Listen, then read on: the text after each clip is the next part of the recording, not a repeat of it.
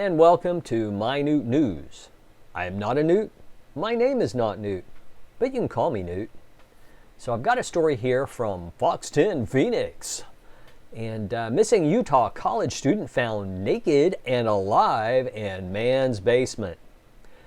And this is a combination of good news story and warning.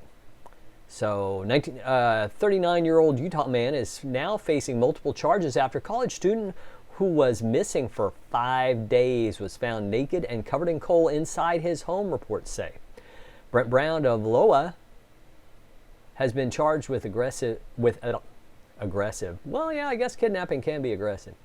Brent Brown of Loa has been charged with aggravated kidnapping, rape, object rape, and obstruction of justice following the discovery of a Snow College student on Saturday, according to Fox 13. He is now being held without bail. The saga involving the student began on the night of December 13th when she was last seen leaving her dorm building in Ephraim.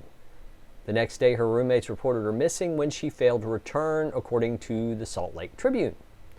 The newspaper, citing a probable cause affidavit, reported that the student met Brown in an online chat group and arranged to have him pick her up on December 13th.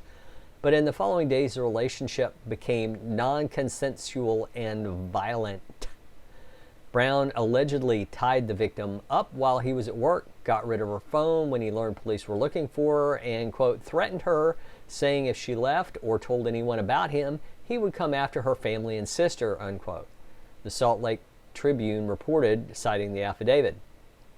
Court documents later stated that police used cell phone tower information to track down the victim at Brown's home in Loa, about an hour and a half's drive from where she was last seen, the newspaper continued. The student was found naked and covered in coal in a basement room after Brown, who answered the door at the home when police knocked, initially told officers that nobody else was inside, the affidavit added. The affidavit investigation also stated Brown told the police he met the victim on a bondage group chat and that he described tying her up as a form of role-playing. Okay. Clue, people.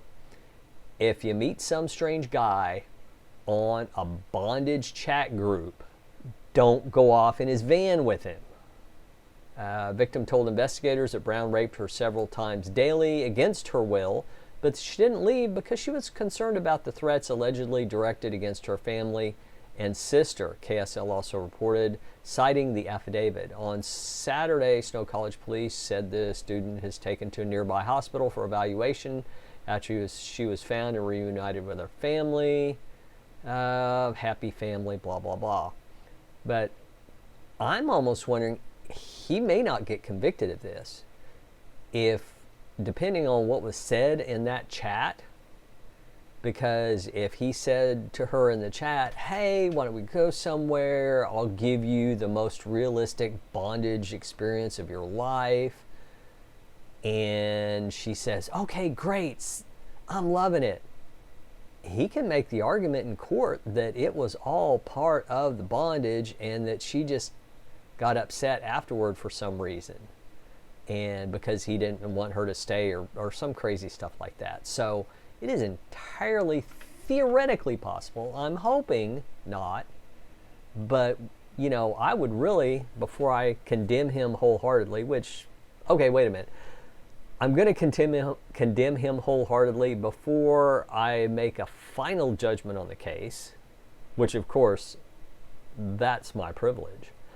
I'm going to say that I would really like to see that transcript of that chat before making a final decision because, you know, and I'm not going to victim shame, but you know what? If you go into a bondage chat and seek out someone into bondage who wants to keep you bound and you go with them and they bind you up, duh, what do you expect? Anyway, so at this point, we're just going to have to wait and see what happens with the jury trial.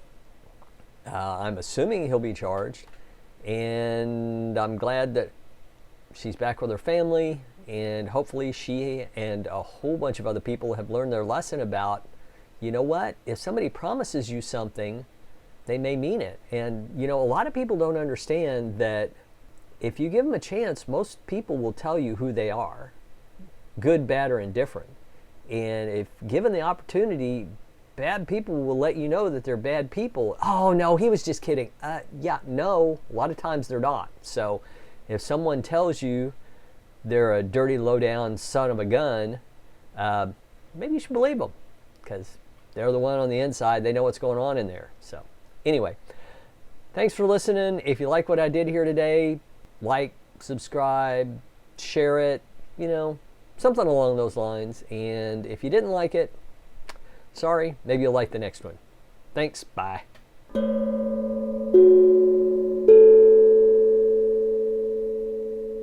MyNewtNews.